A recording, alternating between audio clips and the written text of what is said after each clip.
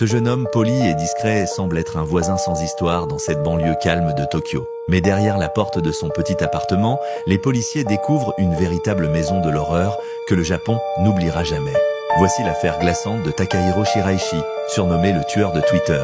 En 2017, une jeune femme de 23 ans disparaît brusquement.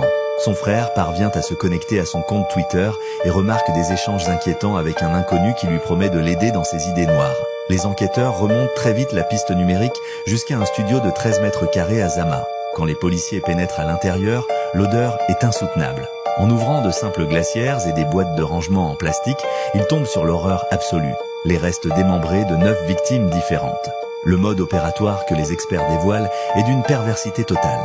Takahiro utilisait les réseaux sociaux pour cibler des personnes vulnérables. Il leur faisait croire qu'il allait mourir avec elles, mais une fois chez lui, il les étranglait sans aucune pitié.